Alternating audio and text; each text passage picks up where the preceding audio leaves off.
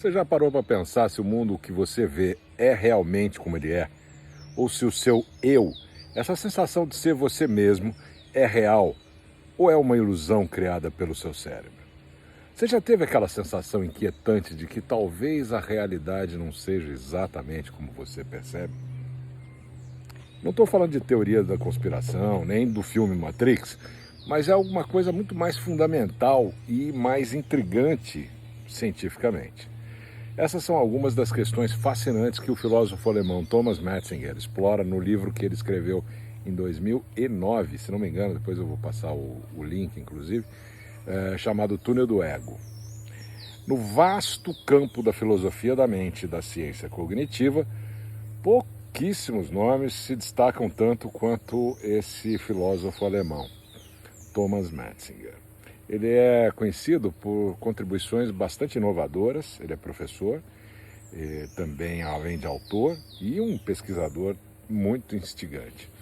Ele oferece uma visão que nos intriga muito sobre a natureza da consciência e do eu. Como eu venho fazendo essa série Experiência e Consciência, já falamos do Bernardo Kastrup, do Donald Hoffman, chegou a vez do Thomas Metzinger, que está na mesma linha, mas com nuances e aspectos muito singulares. No vídeo de hoje, então, a gente vai explorar essa teoria da consciência dele, e assim como eu queria dar uma visão geral também do livro Túnel do Ego. Quem que é o Metzinger, né? Ele nasceu em 58 na Alemanha, é filósofo, escritor, e ele é super conhecido exatamente por desafiar esses conceitos tradicionais da consciência e da identidade pessoal. Essa separação do eu que a gente vem falando há tanto tempo, né? Ele propõe teorias que questionam a existência de um eu inseparável. Assim como os episódios anteriores também mostraram isso, e assim como a abordagem da não-dualidade que eu venho trabalhando há algum tempo mostra isso também. Então, a abordagem dele é interdisciplinar.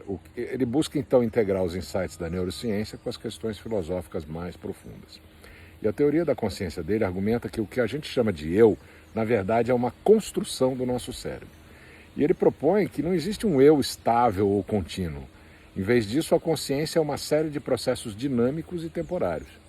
E, segundo ele, o cérebro cria aquilo que ele chama de modelo de representação do eu, ou um self-model.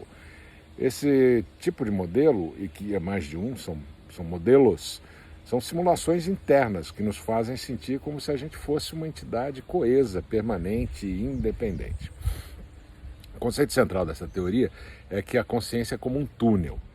E o que a gente percebe do mundo e de nós mesmos é parecido. É como se estivéssemos olhando através de um túnel estreito, onde só uma pequena fraçãozinha da realidade é visível. Esse túnel ele é construído pelas limitações que o nosso cérebro tem e os nossos sentidos têm também. O Bernardo Kastrup já falava disso. Assim, o eu é uma experiência fenomenal, ou seja, um fenômeno. Uma ilusão que é criada por esses modelos internos. É como se a gente estivesse numa caverna virtual, vendo só uma representação do mundo, mas não o mundo em si. Então, lembra da história da caverna do Platão. Vamos tentar imaginar isso. Imagina que você está dentro de um túnel, não um túnel comum, mas um elaborado sistema de realidade virtual biológica criado pelo seu próprio cérebro. E tudo que você vê, tudo que você sente, tudo que você experimenta e acredita ser real, verdadeiro, é só uma representação altamente sofisticada, criada pelos 86 bilhões de neurônios que habitam na sua cabeça. O Metzinger argumenta que a gente nunca tem contato direto com a realidade que está lá fora. E, em vez disso, o nosso cérebro cria um modelo dinâmico do mundo. Uma simulação que é tão convincente que raramente a gente questiona a autenticidade disso. É como se a gente estivesse assistindo um filme em 8K, hein? Com som surround, imersivo mesmo, nessa experiência que a gente esquece completamente que a gente está vendo os pixels numa tela. E quem vê os pixels nessa tela? É um avatar interno. Quem é esse eu que experimenta? E é aqui que as coisas ficam, de fato, interessantes, né? Além de criar um modelo do mundo, o nosso cérebro também cria um modelo de nós mesmos, que é o ego. É como se esse avatar que eu mencionei agora, do videogame, desse videogame super sofisticado, mas ele é tão bem feito que a gente não percebe que é uma representação. Então pensa nisso. Quando você sente fome, você não está consciente dos complexos processos bioquímicos que acontecem no teu corpo quando vem aquela sensação daquela fominha, né?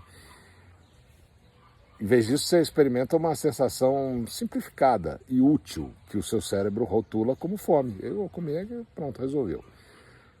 E o mesmo acontece com todas as nossas experiências, todas as nossas emoções, todos os nossos pensamentos. E se isso te parece familiar, se você gosta, por exemplo, de ficção científica como eu, não é coincidência. O Metzinger sugere que a gente está essencialmente vivendo numa realidade virtual biológica 24 horas por dia. A diferença é que essa Matrix não foi criada por máquinas do mal que querem sugar a nossa energia, né? Mas sim pela própria evolução, como uma ferramenta de sobrevivência, que é super eficaz. Para entender melhor, considera os sonhos. Quando você está sonhando, raramente você questiona a realidade da experiência, a não ser que você tenha sonhos lúcidos, né? Que é um outro vídeo que a gente vai fazer uma hora dessa. O mesmo mecanismo que opera durante a vigília, né?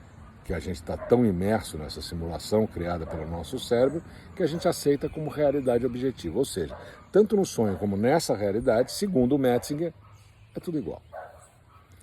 Quais são as implicações éticas e filosóficas dessa teoria? Ele fala sobre isso também. Ele chama a atenção que se o eu, né, esse eu, entre aspas, é uma ilusão, como é que isso afeta a nossa responsabilidade moral, o nosso entendimento da liberdade? E ele sugere que essa nova compreensão da consciência pode levar a uma transformação na forma como a gente se vê, né, se vê ao outro, a nós mesmos, né? E como é que a gente interage entre nós. Por exemplo, em termos de responsabilidade moral, a ideia de que as nossas ações são produtos de processos inconscientes pode desafiar a noção de livre-arbítrio. E isso vai levantar questões sobre culpabilidade, o sistema de justiça, que, claro, tradicionalmente se baseia na ideia de que somos autônomos e temos discernimento, livre-arbítrio e escolha. Mas, segundo ele, não. Aliás, não é o único que fala sobre isso. Tem mais gente falando sobre isso. E eu vou trazer aqui mais adiante. Essa é uma discussão super crítica, super extensa, que a gente vai ter em algum momento. Então, pessoal, a teoria do Metzinger desafia as noções tradicionais de identidade e consciência e vem gerando debates significativos na filosofia e nas ciências cognitivas. A visão dele tem implicações para as áreas como inteligência artificial, o entendimento de que consciência é crucial para desenvolver máquinas conscientes, claro. E aí a pergunta, se as máquinas puderem simular a consciência humana, como é que a gente define o limite ético dessa utilização? Então, o Metzinger não sugere que a gente não existe, mas que a gente existe de uma forma diferente do que a gente pensa. Entender isso pode ajudar a gente a entender também melhor as questões sobre consciência, identidade e realidade. Então, vamos fechar. A próxima vez que você se olhar no espelho, tenta lembrar, você está vendo uma imagem criada pelo seu cérebro, dentro do túnel do ego. A questão é, o quanto dessa imagem é realidade e o quanto é uma construção útil para a nossa sobrevivência.